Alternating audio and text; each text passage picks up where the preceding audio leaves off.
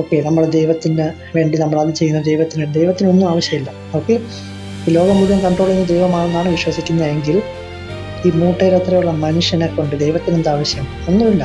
ദൈവത്തിനൊന്നും ആവശ്യമില്ല. നമ്മൾക്കാണ് ദൈവത്തിനെ കൊണ്ട് ആവശ്യം. ഓക്കെ, നമ്മൾ 2 കാലിൽ നിൽക്കുന്ന മനുഷ്യൻ.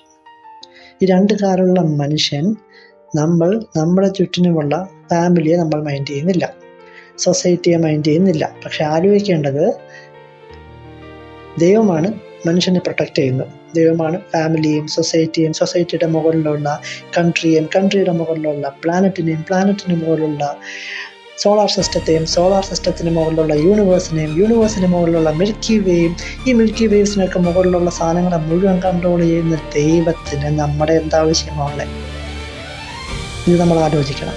ഇങ്ങനെ നമ്മൾ ആലോചിച്ചാൽ ഇത്രയും സൂപ്പർ നാച്ചുറൽ പവേഴ്സ് ഉണ്ടാവാൻ ചാൻസ് ഉള്ള ദൈവം ഈ ഒരു വ്യക്തിക്ക് അത് കൊടുത്തെങ്കിൽ നമുക്കും തരും. അത്രയ്ക്ക് പവർ ഉണ്ടല്ലോ, അല്ലേ? സിമ്പിൾ. ഇതാണ് റിലീജിയസ് ആയിട്ട് നമ്മളെ പഠിപ്പിക്കുന്നത്. അപ്പോൾ നമ്മൾ കൂളാവും, അസൂയ അങ്ങ് വിടണം. പിന്നെ ചിലരുണ്ട് അസൂയ കാണിച്ച അടുത്ത സ്റ്റെപ്പ് എന്ന് പറയുന്നത് കൂടോത്രത്തിനും അല്ലെങ്കിൽ മുസ്ലിംസിൻ്റെ സിഹർ എന്ന് പറയും, അല്ലെങ്കിൽ ബ്ലാക്ക് മാജിക്കിന് വേണ്ടി പോകും. അയ്യോ, അത് അതിനേക്കാളും കഷ്ടമാണ്, ഭയങ്കര ഡേഞ്ചറസ് സാധനമാണ്. ഓക്കെ, അതിനും സയൻസ് ഉണ്ട്. അത് ചെയ്ത് പലരും നശിക്കാറുണ്ട്. ഓക്കെ, ചെയ്യരുത്.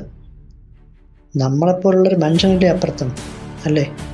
അപ്പം അവൻ തെമ്മാടിത്തരം കാണിച്ചെങ്കിൽ നിയമത്തിന് വിട്ടുകൊടുക്കുക, ഇല്ലെങ്കിൽ ദൈവത്തിൻ്റെ നിയമത്തിന് വിട്ടുകൊടുക്കുക. പോയി നമ്മൾ അറിഞ്ഞൂടാത്തൊരു പണിയാണ് നമ്മൾ പോയി ബ്ലാക്ക് മാജിക് എന്ന് പറഞ്ഞ് ചെയ്യും. ഈ മാജിക് ചെയ്ത അവസാനം അവനെന്തെങ്കിലും പ്രശ്നമുണ്ട്. നമ്മൾ ആദ്യം മനസ്സിലാക്കേണ്ടത്, നമ്മൾ മനസ്സിലാക്കിയ ലോകത്തേക്കാളും കൂടുതൽ മനസ്സിലാക്കാത്ത ലോകമാണ്.